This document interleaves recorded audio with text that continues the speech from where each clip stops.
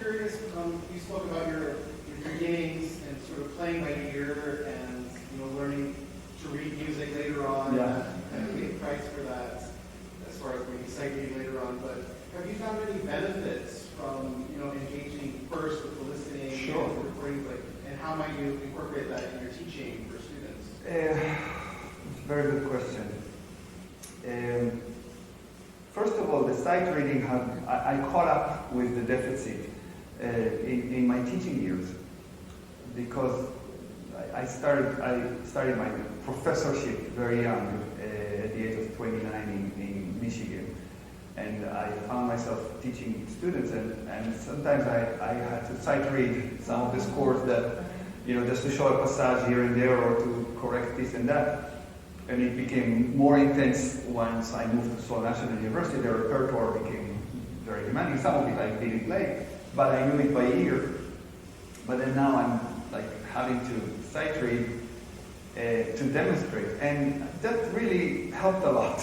So I'm demonstrating a lot from the piano. I'm trying to be hands-on, kind of on the keyboard, right? And I think that helped my sight reading a lot in the last few years. But to your question, it really developed some kind of natural musicianship. I hate to say it on myself, but because when you first hear the music and you're automatically almost memorizing, then first of all it's easier to memorize.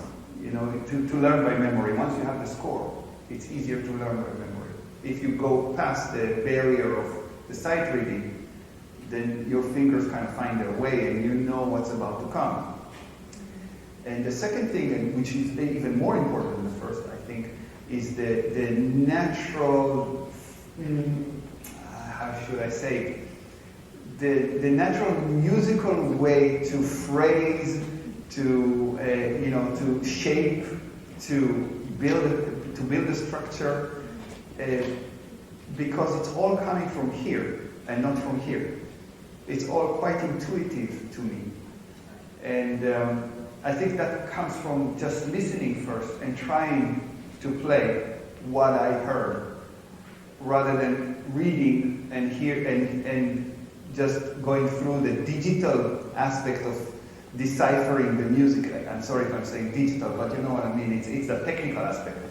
So it's just the way that it started for me, and now I'm teaching my students often in that shape as well, in that way, where I'm trying to. The level is very high at Seoul National University, so they come for the first lesson, really not like I came to my teacher in my first lesson. They come and it's all absolutely perfect from beginning to end, And then I say, okay, let's just forget about the left hand and let's forget about all these inner lines and let's just play me the melody. And they often can't even play the melody. But here, it's right here. Play what you think is the melody. Because sometimes the melody is hiding inside, And we go through that process, and after once or twice of that, they usually play it like this. And then I said, okay, but play it with pedal and with love. Yeah. And then they start to play it like that, So, okay, now we're talking.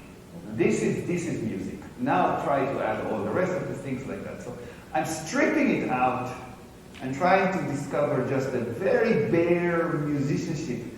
Musicality in every line, and that's the process that I have to do, and that I'm naturally inclined to do because that's how I was trained. And again, this is good troubles to have, right? As a professor, because they can play anything, So I'm not complaining at all. Don't get me wrong. But that's the way it basically trickles itself into the way I'm teaching. That's what I'm saying.